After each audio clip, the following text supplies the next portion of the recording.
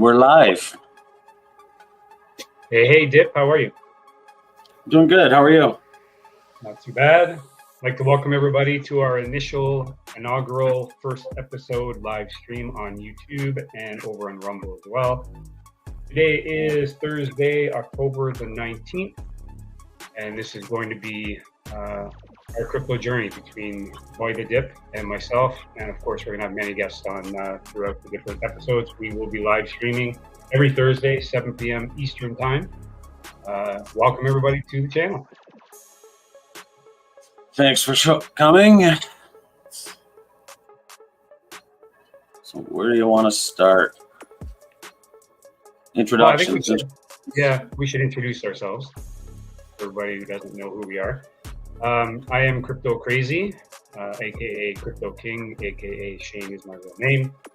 A little bit about myself. I've been in the crypto space for a couple of years now. Actually, Mr. Dip there is the one that introduced me to Bitcoin. That's pretty much the main focus of my investments right now is in crypto, mainly blue chips and some higher risk tokens, but we won't bring those right now. I've dabbled in some DeFi projects as well, and some were successful, some were not. I'm heavy on Telegram, and I've been a part of a couple of different teams for projects over in Telegram as well. And yeah, that's about my story in a nutshell. Now, I'm Boy the Dip. I've been in the traditional investment space since birth and got into the crypto arena and around 2019. Actively got my toes wet in the majority of the sectors in the crypto space, from token investments, trading, NFTs, DeFi, staking, liquidity pools, so on. But I'm a bit of a Bitcoin maxi myself. That would be me. Well, that's awesome. Thanks for co-hosting this with me. Actually, it's been something we wanted to do for a while. We did have the Twitter Spaces on Twitter for myself and another fellow YouTuber, Yo Crypto Rock. We did it for a good 10, 11 months. It didn't gain traction over there. Twitter is kind of slowly dying. Well, now X. The Twitter Spaces is a decent platform, but it's pretty much localized. You can't really reach a broad audience. So that's when you and I came up with the idea of doing it live on YouTube and on Rumble, and then of course any other social platform we can share the links to. But we feel this is a better way to get the word out, reach more people. And the whole point of this show is to educate and to bring awareness to crypto for those that are just getting involved, want to know a little bit more about it, and even for those that have been in the space for a little while. Just remember that nothing we say is financial advice, obviously. We're not financial advisors. We're just a couple of guys that love crypto, and we want to spread the word. Exactly. And it'll show well with our two different investment strategies, where you're a bit more on the degen side, when I'm really conservative and constantly wait for that retest before I make any moves. Mm-hmm. So hopefully it'll help new investors develop their own investment strategy, because there's no right and wrong way to do it. It's what you're comfortable with. And with me and Crazy, in the end, it ended up, we're both equally as successful. We both had our losses, and it's just a matter of finding what you're comfortable with. Yeah, exactly. And one of the things I want to make sure that people take away from this stream or from this channel is, have a little bit of education, because education is key when it comes to crypto. It's your ammunition. Right? The more you know, the more successful you're going to be. We're going to share the experiences we've had, things that work, things that didn't work, things to watch out for, and just kind of better prepare yourself for the upcoming bull market as well. Excited for that. Yes, sir. All right, where's the Dip? Well, let's start off with Market Watch. and go from there. Okay. I'm going to use a site that a lot of people know, CoinMarketCap. Seems to have a lot of, well, pretty much everything you could ask for when it comes to this space. It gives you an indication of how the market's going, and any kind of stats. For those stats lovers out there, this is definitely a site for you. So I'll start off mentioning each week the current crypto market cap, which is at 1.09 trillion currently. It's up 0.85% on the day. I'll also mention each week the gas and the GUI and that kind of stuff for the Ethereum network. But actually, another thing I want to share as well each week is the Fear and Greed Index, which seems to be kind of an indicator on how the market is overall, the feeling of the market, I should say. And so currently, right now, it's at neutral, 47%, kind of in the middle. So it's kind of in wait and see mode, is what I like to say when it gets around that halfway mark. So we'll start off with the big guys. We got BTC at 28,679 USD. Ethereum coming in at 1,565. We'll scroll down a bit. BNB $210 currently. XRP, one of our favorites. Both Dip and I love XRP. Currently at 51 cents. A little bit of news on XRP coming up later on as well on the headlines. So we got Solana, which is I like to call that one my redheaded stepchild. A lot of people have left it for dead when it got down to that $7 mark or $8 mark not too long ago. But not me. I bought, and it looked. They'll be back. What's that? They'll be back. Oh yeah, for sure. Solana is one of those that don't sleep on it. I know a lot of people think it's a bad chain because of a lot of problems that they're having with it, but they are solving them. They partner with some huge companies like Google, Microsoft, et cetera, et cetera. Anyway, I won't go too much into that one. So Solana currently at $24.85, had a nice little pump today. It's up 16. On the week it's up 16.5%. Cardano 24 cents.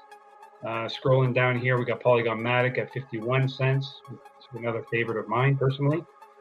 Shiba Inu, one of your degen plays. I love Shiba. 5068 right now. It's up just kind of pretty much even for the 7-day. And that circulating supply keeps going down. That's true. Yeah, they're finding ways to burn that supply. Yeah. Avalanche is another one. It's up today, but it's at $9.07. And see what else we got. That's good enough for the blue chips. I'm also going to be mentioning price on some of the DeFi tokens and other more high risk, higher cap coins. We'll go over to Dex Screener to check them out.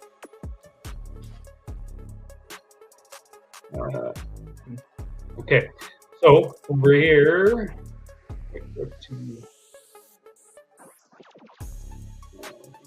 okay, here we go. So we got Furio. Shame on you, Furio. 2 cents currently. The reason I say shame on you, Furio, is it was a really good project for a little while, and they made all kinds of changes, and it just kind of effed it up, which is unfortunate. Elephant Money seems to be a strong one right now in the DeFi space. We got 60392. It's pretty much even across the board. No gain, no losses really. Drip Token is another one. I'll keep following until it's completely dead. Down 2% on the 7-day at 2 cents right now. Onic. That's one you and I both got into way back in the day. I'm not sure if you still hold yours, but I'm still holding. I've actually got mine. I'm still holding everything, and yeah, I've just had it staked and living in an attic.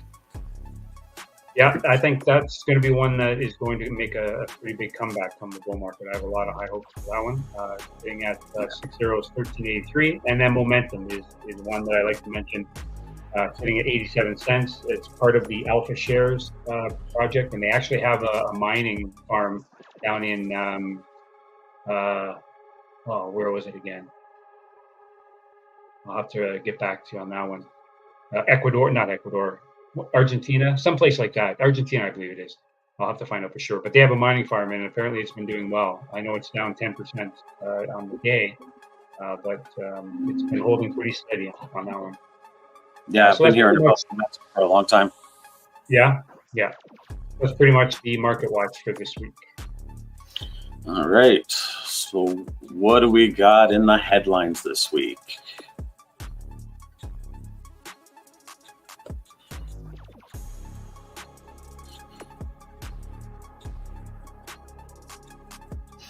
You got that up there?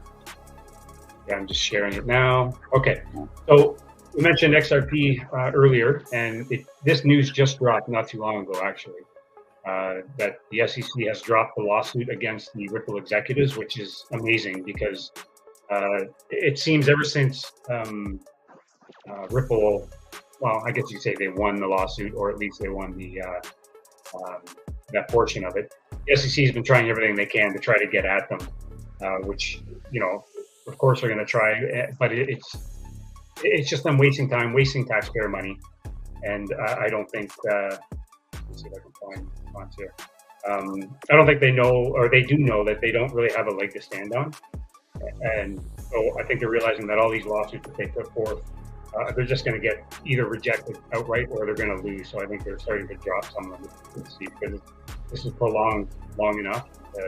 XRP has been deemed not a security, and it's obviously going to be safe for purchase. I'm just looking here. Give me 1 second. All I got to say with the XRP situation is congrats to the XRP army. If it wasn't for such a strong community in that token, I'm sure the SEC would have been able to bully Ripple financially into just quitting. So the community should take great pride in that win. Agreed. Now, I just want to read here. I couldn't get the tweet up on my screen share, but it was a tweet. Actually, I sent it to you from Brad Garlinghouse right after that the lawsuit was dropped by the SEC. It's actually a really good comeback. He's everything he needed to say. He said it in this tweet. It says, in all seriousness, Chris and I, in a case involving no claims of fraud or misrepresentations, were targeted by the SEC in a ruthless attempt to personally ruin us and the company so many have worked a hard build over a decade. The SEC repeatedly kept its eye off the ball while secretly meeting with the likes of Sam Bankman-Fried, failing again and again to protect U.S. customers and businesses. How many millions of taxpayer dollars were wasted? Feels good to finally be vindicated. That's the reply from him. That's amazing. I love it. Yeah. I wouldn't be showing that much class after everything that company's been put through. No. Okay. Did you have anything under headlines for today? No. I was just going to parrot you. Yeah, no problem. Well, I usually get a lot of my info from Watcher Guru. And today has been, a lot about XRP.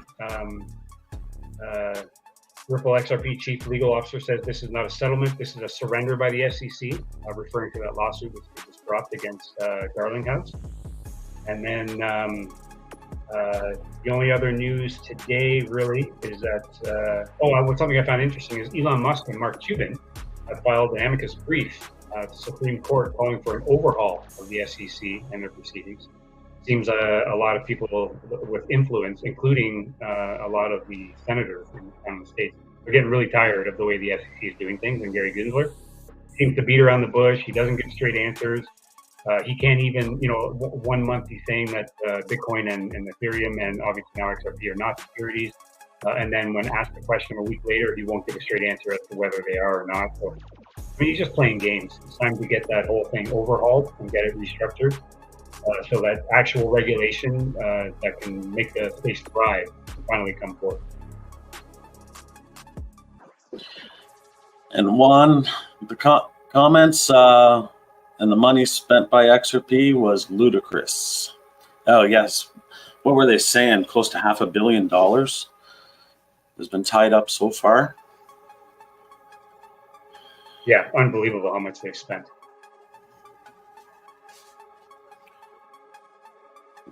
Way to go, XRP Army. That's right. I know a lot of people are saying that it's basically what's that? Not many companies could take an attack from the SEC, even traditional markets. No, some have tried, but they, at the end of the day, they just don't have the funding. And XRP is such a huge conglomerate, Ripple, that they had the funding to do it. And when you push a bully up against the wall, a lot of times you'll win. Exactly.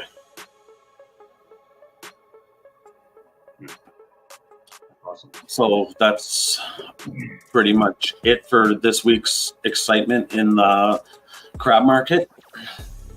Yeah. This week, everything sideways. Yeah. We had some good pump today with was it both Solana and XRP. Mm-hmm. But it was a good day for me because those are two of my biggest holdings. Yeah, for the most part, everything's still going sideways.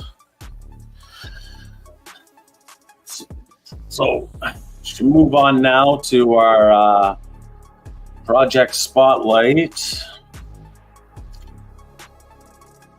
And yeah, for the project of interest, I'd like to talk about what me and Crazy are excited to be doing. First off, a lot of the goals of this channel is to bring transparency to the market, show face, not be hiding behind animated icon, and we will always encourage guests and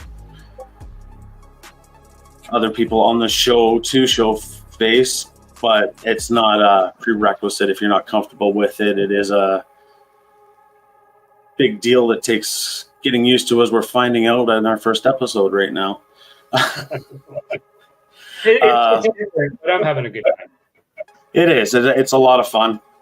But yeah, with what we've got planned, actually has a lot to do with this channel.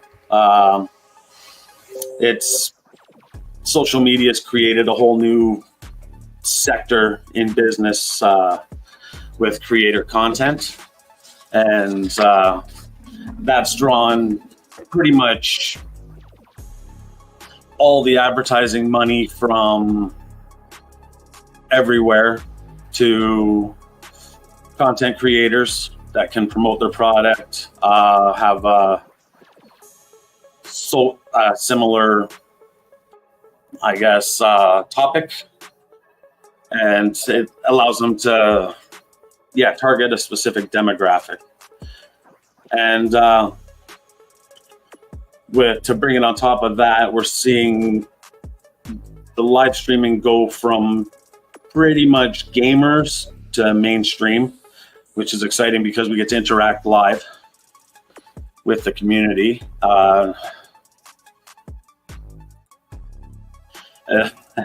When moon, 3 weeks, 3 weeks, and then and the cool thing about the stream is, and what our goal is to create a rock solid community. When you get a rock solid community, it's security in the market, because you have a large amount of liquidity that that guy next to you isn't going to dump on you. It creates a big sense of security when you're part of a large channel that if there was anything fishy, it's worldwide news instantly. So we want to make things better in the space. I'm sure there's lots of people that are a little discouraged at this point in the bear market. And what our actual plan is, with the help of one of our commenters there, Oxaria, is to develop our own DApp. And the DApp itself costs nothing. It's zero risk. All it involves is being a community member, helping grow this channel with likes and shares, the most powerful tool on the planet right now. And what we want to do is have a DApp that you can be invited into, and then we take a percentage of revenue, deposit it, and it gets equally distributed to everybody that's a member of the team here. So hopefully we can get that going and get the monetization going. Need to accumulate more, Craig? Yeah. I don't know. I think I'm ready for a bull market at this point. I'm kind of sick of watching things go sideways.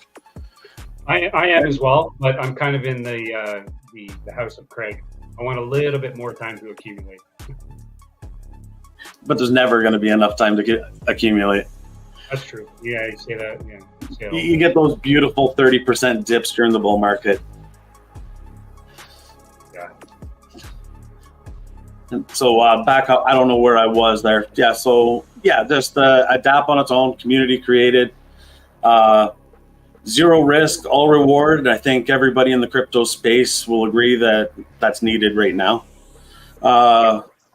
We've all got our black eyes and bruised knees, and from everybody from project creators down to the smallest of investor, it's been a fun year.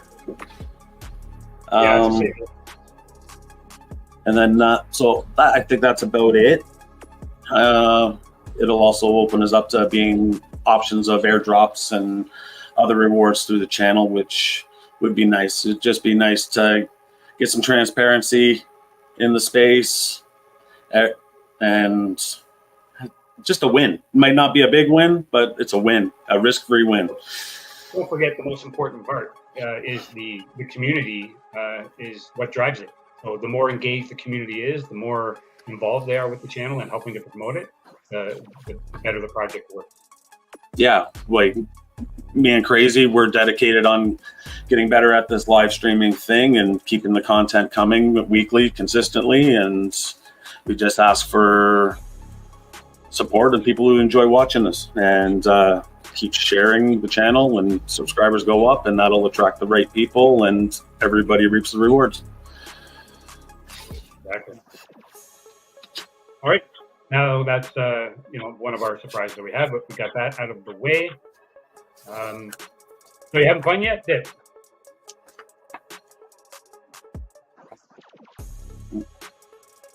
Yeah, you're Dip. Oh, I'm looking at the comments. Sorry. That's okay. Yeah, Oxaria says bootleg Bitcoin. Yeah. Bull market, yeah. So you were also going to say a little something about Oxburst for friend Oxaria here. Yeah, we'll be posting it down in the comments. For all those that are in Telegram, there have been way too many bad apples in the space, and I don't want to use the word rugs too often, but it has happened a lot. We'll just call them failed projects for one reason or another. And communities have become toxic. There were a lot of good channels on Telegram that were once a place to go to get good advice, to see different trading strategies, and it was a positive place to go. And a lot of those channels lately have become toxic. And so Oxaria, the dev of quite a few projects, and someone I've known in the space now for a while. Trump 2024. He's yeah. There you go. That's exactly it, so he's created a community, Oxford's community in Telegram. We'll post a link in the or down in the comments. And it's a place where you can come, and it's back to the way it used to be before people's attitudes turned negative in DeFi. It's a positive space. There won't, people will be sharing ideas, sharing recipes, sharing trading strategies, whatever. It'll be a positive space, and it's something that Telegram is much needed, especially going into the bull market. I think we've turned that corner in the bear, and I think we need more positivity. And Oxaria is definitely good of him to start the community, start the channel. And like I said, if you're on Telegram, it's worth coming by, checking it out. Very much. There's a little bit I'd like to add to that. Like, over this past year, following a lot of DeFi projects and seeing a lot of short-term successes and failures, and you see a lot of the onus go on the creators of whatever project it is. When me sitting back, I always like to look at perspective, and just something to think about for everybody. When you're a member of these communities and something goes sideways, instead of attacking the developers and owners of these projects, that toxicity, I can probably 50% of projects out there go, I can't win, I might as well just turn everything off and walk away. Where you would have seen a lot more effort at getting revenue back and keeping projects alive if the community stayed more civil. It's a big part. It's like the cancel culture of the crypto space. When you get into a lot of these Telegram and Discord channels, and the smallest blip and people are getting outraged. When this is unproven technology, everybody's trying to find a way to make it work. And I think a lot of the bad guys that have been labeled in the space would be considered good guys if given the chance and you worked with them to find a solution instead of attacking them. Yep. I'd say 80% of the people in the crypto space are genuinely good people trying to do right. And it's just nothing's proven. So you get stuck with some weird Ponzi's and lost revenue, but that's what develops a technology as well. So enjoy your part in that. And people have to remember that, DeFi is fairly new. It's only been around since 2018. Smart contracts are very young. They're in their infancy. Ox obviously knows all about that. And you're right about communities destroying a project. Early on when I got into DeFi, there were a few projects that, something would go slightly wrong, nothing major, but the community would basically self-destruct the project because of their negativity in the chat. And for something that could have actually been successful, it's destroyed and drained because of a few idiots who cause fear in the chat, fear, uncertainty, and doubt, a lot of FUD, and the project goes down to zero. And you're right about people in the space that have good intentions and that are good. There was a project not too long ago. It's still going, but BML, it didn't do as well as the developer thought it would, or the owner, Neo. And he's kind of disappeared because there was so much negativity going on towards him. And all he wanted to do was create a good project, something sustainable. He learned as he went, so some things had to change. And people took that as a scam. And, it's too bad to see, because all people have to do is just have patience. And a lot of these things will work out for the best, but they just self-destruct. What's the saying I like to say? Thy own worst enemy. That's completely true in a lot of projects. Yeah, there is no such thing as a successful business on this planet that wasn't built on failures. So you got to take them step by step and help the community, help the technology, and you'll be better off in the long run for it. And Corby, I see you fishing. Hope you're getting some luck over there, bud. I'm jealous. All right, so anything else on the project front that you'd like to mention? I'm just going to bring this up. External revenue DeFi project that does opposite copy trading of Trav would be super successful.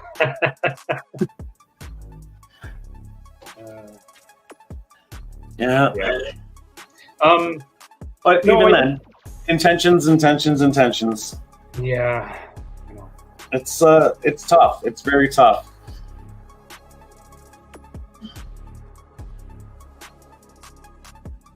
That's why we want to be into something non-custodial. The market dictates everything. If you have Bitcoins spread to out to everyone, you still have that same amount of Bitcoin, whether you hold it or sell it, or it's up to the investor themselves what they do with it. So, and again, zero risk. So Exactly. I'm thinking about now, instead of ranting and raving, we bring up some guests. We got Corby and Juan G. Corby's fishing, making me jealous. So we'll bring them up now and see what their opinion is on what's been talked about. Good day, fellas. Good day. How are you? Good. How you doing, Juan? Another day in the market, swimming through it. Yes, sir. Yeah, you must be staring at Corby right now, eh, Dip? Yeah. Oh yeah. I just was. You guys can hear me now? Yeah, it's nice to meet Okay. your crotch. What's that? I said it's nice to meet you. Well, my phone is literally sitting on my graphs right now, so it works out that I can fish and do this at the same time. I want to see a fish. Keep reeling. It's been good the past couple nights, but tonight it's a little slow. But I'm fishing kind of some new areas, so just kind of getting into fall pattern, and it's always a toss up on where and when they'll be there. So we'll see. Well, you heard it here first, guys. If Corby catches a fish during this live stream, the bull market will officially begin. Well, pressure's on. Well, you guys did kind of miss some major news this week, and that was the whole Cointelegraph fake tweet. Oh, yeah. Right. Yeah. And I mean, that was kind of a wild story. Apparently, this intern, he put $50K on Rollbit and then made that tweet and turned it into 2.2 million. So he's facing some pretty serious jail time currently. Yeah. What Not made him worth think it. he could get away with that? What's that? What made him think you could get away with it? Well, the goofy thing is he posted that he had made the trade. So Yeah. I don't know, Like self-destruct. oh, sorry guys, I screwed up, but I made a ton of money. Yeah. It wasn't intentional at all. Didn't he use the official Cointelegraph Twitter account as well? Yes, yep. Yeah, because I think in that tweet there was $88 million in shorts liquidated off that one tweet. Ouch. Jeez. So, I mean, he made a couple mil, but obviously took money from everyone else. Yeah. I don't know why anyone would be shorting at that support level. It's been hovering there forever. You obviously got a floor. Yeah. Well, a lot of the, I mean, at that 29K though, there was a lot of short interest built up there. So we'll just see. I mean, right now, like candle-wise on BTC, it looks bullish, but I also am having FTX flashbacks from last November when we had a big RSI crossover happening and then FTX happened. So right now I'm very cautiously observing Bitcoin and where it closes on the monthly. Yeah, it's a hard one to predict, because if FTX wasn't as over leveraged as they were, they'd probably still be taking everyone's money. Oh yeah, yeah. I've Just practice that got that one out there. I've got my Bitcoin chart that I've got all my supports and resistances that I've been following for months now. Corby, you've seen the chart, and right now, since last week, Bitcoin has been rejected off of the 28.7 mark 4 times now. And you know what they say, when you hit your head so many times, you end up flushing down the toilet. So let's hope hopefully we don't have a dip coming up pretty soon. Yeah, and I know I posted that chart where, I mean, there's the possibility we retrace to 20 to 23, Yep. or this is the bottom. So there's a lot up in the air right now. I'm not quick to say this is or 27K was the bottom, because I know it's even what's the market cycle meme that everyone always posts of the fear, depression, all that, and they overlay that. Yeah, and if you look at that, there's always the up and then there's a dip. And I know everyone's saying that we've already dipped and now we're on that up, but if you really overlay them, you can see that there is that possibility that we retest a lower low before going up. Somebody also posted a chart of the halving cycles and the price at each halving, and then the price leading up to the halving and then after the halving. And it seems to be where, according to, you got to take it with a grain of salt, but you take that chart for what it's worth. It means that we are going to slowly start increasing up to the halving, and then of course in the bull market. We'll see. Yeah, I don't know. When you kind of look at the picture, right? I was saying, when you kind of look at the big picture there, right? Look how quickly you saw that pump on that fake little news that came out on the ETF. How the market reacted really quick, and I think that's where you will see a lot of the action happening. Well, you're going to see how I think this was kind of like a test. Let's just be honest. I think it was kind of like a test. I think Corby's right. I think we will probably retest the lower ends, because they know how quickly the market will react when the real news comes out. And I think they're just testing how much liquidity they can kind of capture to reinvest. And I think that's where we have to kind of be patient, keep your eyes open, and see where we can kind of capitalize as regular people, right? Where we as retail can say, okay, let's get in, let's get in and make some money. Yeah, I kind of look at the market a little bit differently, where when you're taking into effect the different world events, wars breaking out, now the Fed can't shake the market anymore. I think anyone who's willing to sell is done, and they're just going to wait till someone's willing to buy. And when you're seeing this crab market going sideways, it's just a few big people selling and buying and slowly accumulating, waiting for something to happen. They just have the liquidity to move the market. Yeah, and then I've been seeing too, China, they're in some serious trouble with their market. Yes, so, I've seen that. I mean, that's also kind of a big factor no one's really talking about in crypto, because I'm sure we all remember during the bull run, there was the Asia pump and the Asia dump. And if they're really in a financial pickle, I mean, that could really pull the market one way or the other as well. Yeah, but a country in need of liquidity is going to start adopting what they despised when they had it. Yeah. Yeah. If they could find a way to get some tax revenue, this is the place. Well, I know Yellen said that the U.S. is totally financially capable for another war, so that's great.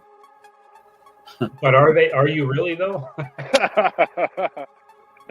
I think I just saw, it was like a little info chart. Someone did inflation, like just the overall inflation of cost of living in like the past, the past 20 years. And obviously overall inflation's gone up, whatever. But the average cost of living and education is up like 2,000% over what your income's increased by. Yeah, they're saying average rents are increasing $100 a month in Canada right now. Mm-hmm. So if you're not locked into a rental agreement, the longer you're out of it, the worse off you are. Yeah, and I know the U.S. yesterday, they just hit a 23-year high in mortgage rates for having 8%, which doesn't, I know, like for you guys up in Canada, you guys have variable rates, don't you? Yeah, but we have fixed and variable. Fixed, Okay. You're locked in for your term, and then the variable just actually swings with the market itself. Yeah. So there's a lot of people that got nailed with variables that got in when it was 2.8, 2.5%, and then now I think your mortgage payments more than tripled with it being up at around 7.5, 8. Yeah, because I know when I bought my house a year and a half ago, I'm on a fixed, and I got in at 3.5. So, all things considered, I'm very happy to have a fixed rate at this time. Yeah. And yeah, hopefully by the time renewal time comes, things will look better and you can save some money too, right? Yeah. We are coming into an election year, so Papa Powell won't want to lose his job. Suddenly things should look better. Oh, just an odd, funny one. I don't know if you guys have been following this in U.S. news, but the Travis Kelce and the Aaron Rodgers little battle they're having online. No, but isn't one of those guys the one with Taylor Swift or something? Yeah, so Travis Kelce is the one dating Taylor Swift, and Aaron Rodgers, he left the Packers. I'm from Wisconsin, so bummer to see that. But first game with the Jets, he was injured and basically taken out for the season. Well, I think it was Travis Kelce who said something along the lines of, well, if he had gotten his vaccine, he wouldn't have gotten injured. Because so, and A vaccine linebackers? Are we talking about the same vaccine that he originally said he never took and wasn't going to take? That same vaccine? Aaron Rodgers, yeah. Okay. So then there was this like podcast debate, and Rodgers went on there after the fact, and he's like, Travis, if you're going to call me out, let's get on a show. We'll have an open debate. He's like, I'm going to get RFK Jr. or I'm going to get RFK, and you can have Anthony Fauci, and we'll just discuss this like men. Pull the Joe Rogan. Oh yeah, if that was on Joe Rogan, that would be an amazing episode. Oh, didn't he call after he had RFK on? Call out some vaccine pusher, Yep. and then he turned down $100 million to debate it. Yeah. That's Yep. crazy. The guy's got morals, I'll tell you that much. Yeah. Changing topics here for a second. I don't know if any of you guys follow Ben Armstrong, aka or the artist Good formerly Boy. known as Good Boy. Yeah. Yep. He's got his own channel again. I think it's just called Ben Armstrong or Ben Armstrong in Crypto or something like that. He started it just a couple of days ago, I believe, maybe a week ago now. And I watched a couple of his episodes. And if anybody followed him back in the early days before the last bull market, like just before, he, it was more personalized content before he started his whole team or company. And he's gone back to his roots. A lot of the things that were said, I don't know if anyone followed the whole thing that happened with him and his company, but a lot of things that were said, like him being back on drugs and all this other BS. According to him, in his first couple of videos, it was all just a bunch of BS. But he's washed his hands of everything that has to do with Good Boy Crypto, and he's back to his roots, just doing crypto YouTube videos. Pretty cool. Did he ever end up facing any actual charges for the whole car theft thing, or is that just kind of a misunderstanding type thing? I didn't actually watch the video when that occurred, but according to him, he said that nothing that happened is, as it seems, and that TJ and all the other guys that were trying to boot him from his own company were making him look really bad. I mean, he does a good job on that on his own. I mean, let's face it, the guy's pretty. He can be arrogant, he can be rude, but one thing he's not is at least he says he's not, and tries not to be, is disingenuous and a scammer.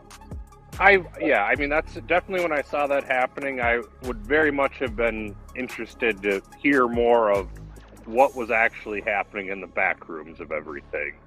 Yeah, because I don't think that he has maliciously ever tried to exploit investors. I know that he's been called out many times as trying to pitch something to pump it, but I don't think that's really ever been his true intent.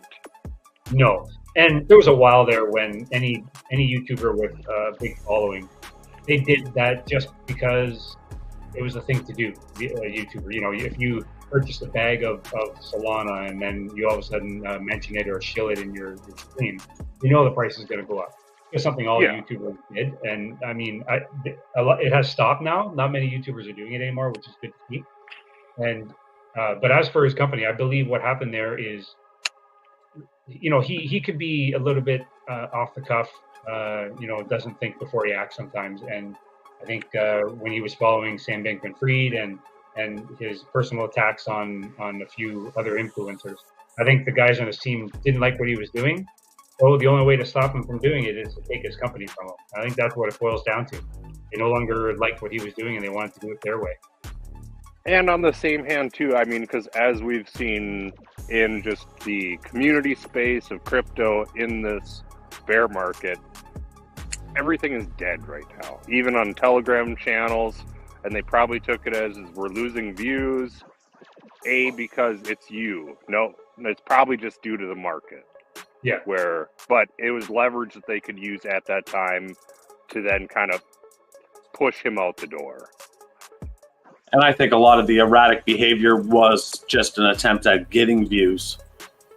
Like when you're going sneaking inside someone's driveway trying to take a car and you've got a camera rolling. Come on. Well, that's if you're even like doing something malicious, you wouldn't have a camera.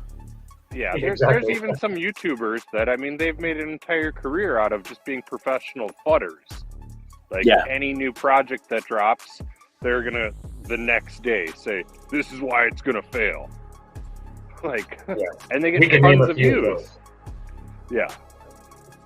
Well, it's a good way, right, to kind of manipulate the market, get yourself in there, get some extra money your way, right, in a short. But I think long term, like you guys just started a YouTube channel, and you mentioned Solana today, like who cares? But a year from now, right, what effect would you guys have on the same word? And I think that level of judgment skips over a lot of people's heads, especially creators. Taking the time to kind of think about what I say, how I say it, and the intent behind it. Yeah. That's true. I don't care because I always endorse my redheaded stepchild. Well, even on the same hand with influencers is, I mean, we'll see a big rush too, is even in like the trading and call channels is kind of where I've always thought of it. If you're a professional trader making a living, you don't need to have a paid call channel to be getting every month people to pay you just to make calls. Like, obviously, you're good enough to make your own money, making your own trades. That's all there should be to it. If you want to discuss that, that's entirely up to you. But you have these very big-headed traders that they're like, I called this perfectly. I called this. This is why you need to pay me $300 a month, so I'll show you all my trades. Yeah, and I think a lot of YouTubers in the space going into the bull market, they got the big sponsorships with the exchanges with deep pockets, and you without and then you realize that you're under the exchange control too. So it's just you're gonna pump this and you're gonna dump this, and they really don't have a say in it at some point. So because you'll get sued into bankruptcy. So, Yeah. The way I look because at it is, if you're these a channels professional, had exchange logo going across the bottom, and if you're a One professional other trader, kind of market thing though of note is BTC dominance. What did it? It just broke out of it hit a 300 over a year high. I think it's at like 52% or something right now. somewhere that's- around there. I'll have a Yeah, check. and that's partially why, for anyone who just kind of doesn't know, why alts have continued dumping and Bitcoin bounced from 27 almost up to 29, is that basically if you take your market cap and divvy that all out, 52% of all the money in crypto right now is being held in Bitcoin. And then everything else is just divvied out between that. That's why even Ethereum has been overall losing momentum while Bitcoin has been staying strong. I love Bitcoin. Bitcoin is at 49.8% dominance right now. It has come down from, it was hovering around, 51 to 60 at one point. Yeah. So, and then this is just like not even looking at charts or anything, but this is a market possibility too, is that you have a lot of, I had a good friend, he used to always say, Ethereum is a hipster latte coin, but when Bitcoin had its last low, Ethereum never created another low. And they're like, that's because Ethereum's so good. I'm kind of the belief that before this bear market is over, we will see Ethereum hit a new low. You think it's going to go below 900? It's a possibility. I mean, it's good. not chart related, but just kind of knowing how Bitcoin whales are and maxis, is that there's no way they're going to let that little guy outdo them in a bear market. You know what I mean? Could happen. Buy the dip. Buy the dip. I don't know. I don't know what to think about that with Ethereum. I think it's held up pretty good. Yeah. It looked exhausted, just like everything else to me. Oh yeah. There's so many alt tokens. Like you look at FTM, that's been just brutalized. Oh, another one. Oh, crazy! You didn't bring up Gala or Sand. No, I Another- didn't. Another two tokens that they've been way beat up in this bear market. Yeah. So, and I'm overall long-term still bullish on Gala. Yeah, They still have been developing throughout this entire bear market.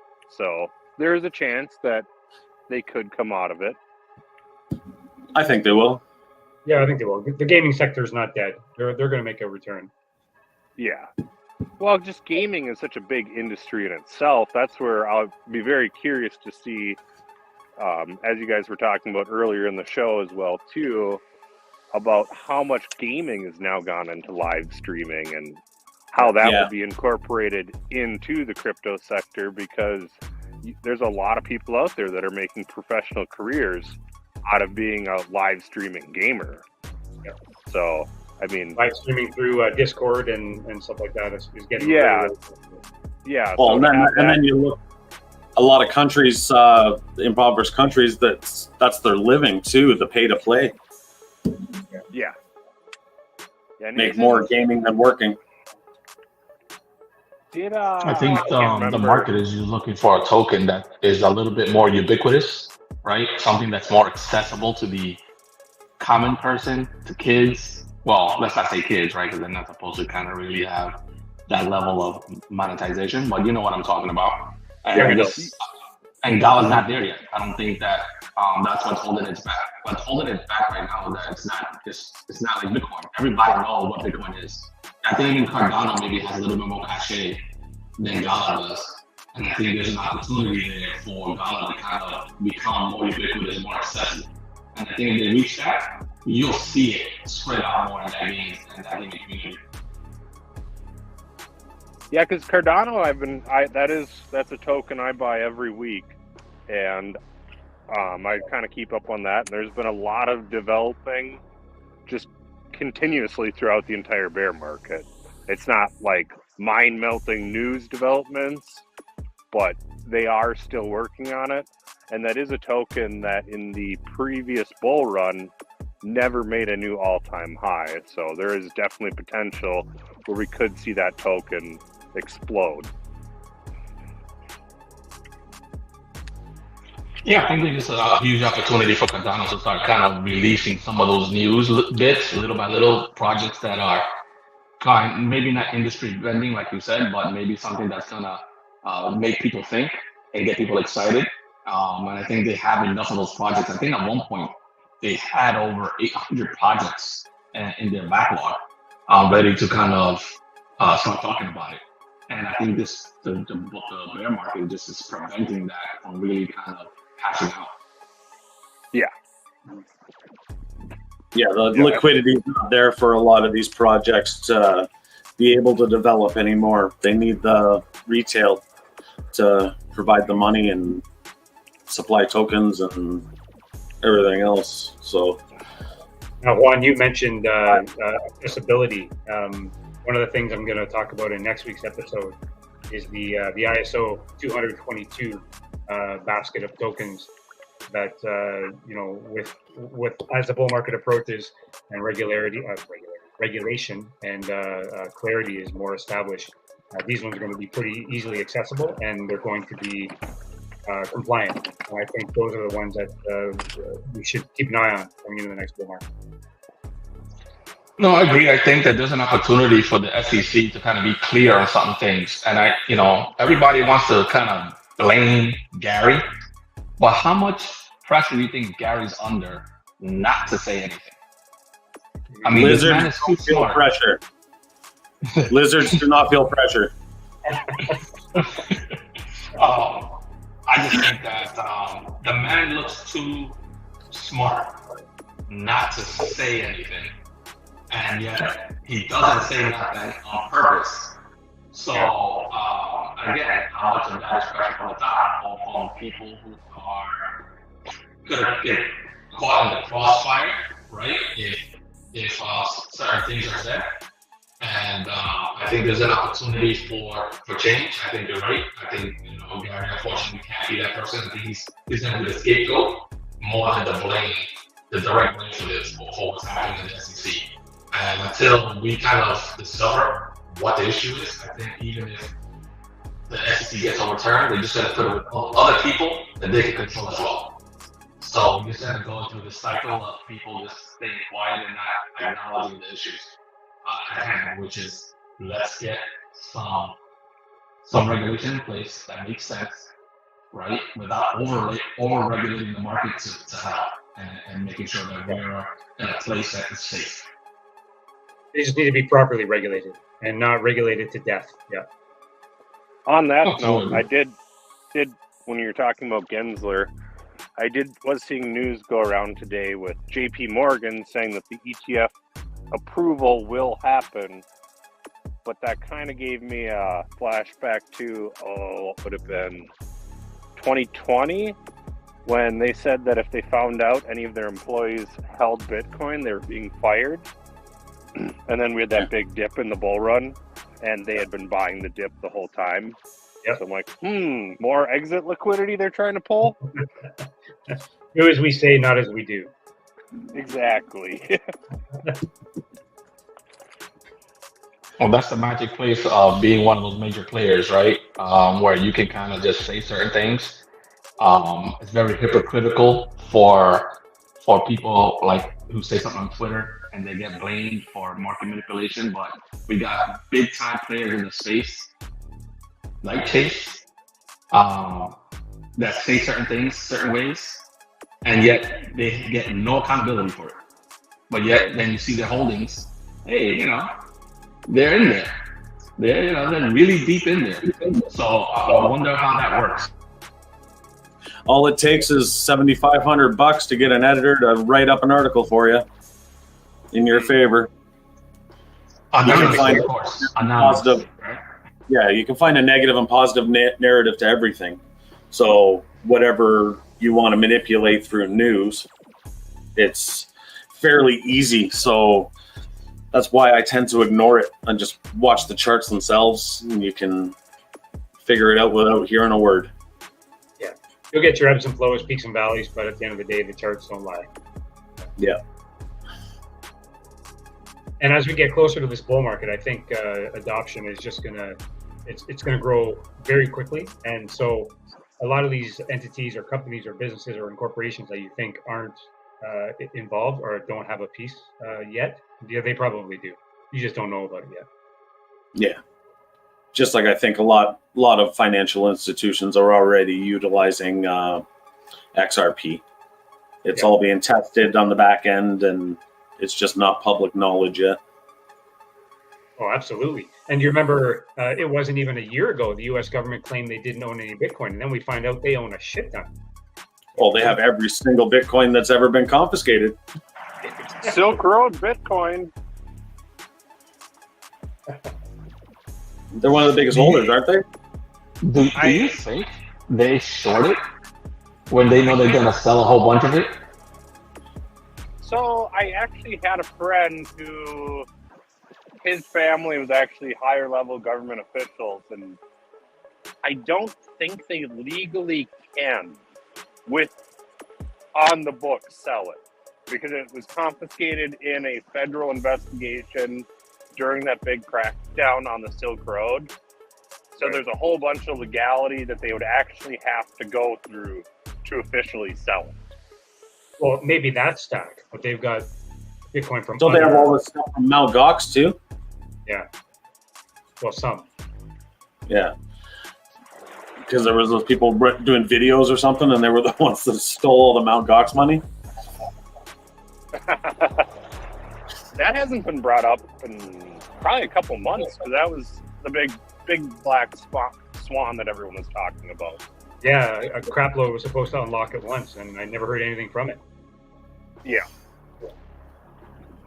Those people didn't look too smart, but they were smart enough to keep the keys to the wallets.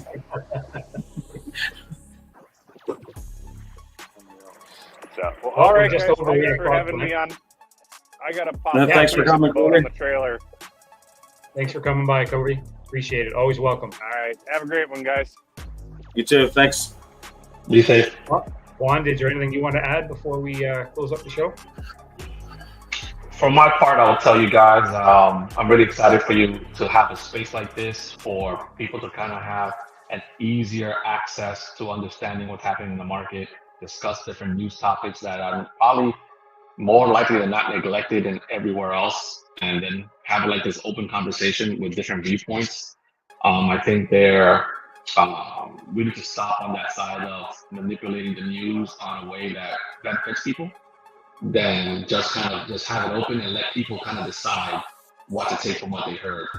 And I think that what you guys are going to be providing and bringing forward is exciting. It's new. I feel excited that I was invited at your inaugural event here, and I look forward to listening to you guys grow and change. So let's get it done. Let's make this channel grow, and if you guys ever want me back on, I'll be on here as much as you need me. Thank you for having me. You're always welcome, Juan. Thank you for coming on, and thanks, because it's different perspectives from people that make things work, because not everything's black and white in this space or in anything in life. So it's a big part, and you're always welcome here. Thank you. All right, thank you. Take care, guys. Take care. Have a good one. Well, Dip, that was a pretty good first episode. Yeah, it was. It was a lot of fun. So, until next week, and we'll see what excitement the market brings. Always something. It's always hopefully not more crab walking. No, hopefully another XRP pump. I'll be happy with that. All right. Well, I will talk to you soon. Okay, pal. Have a good one. Thanks.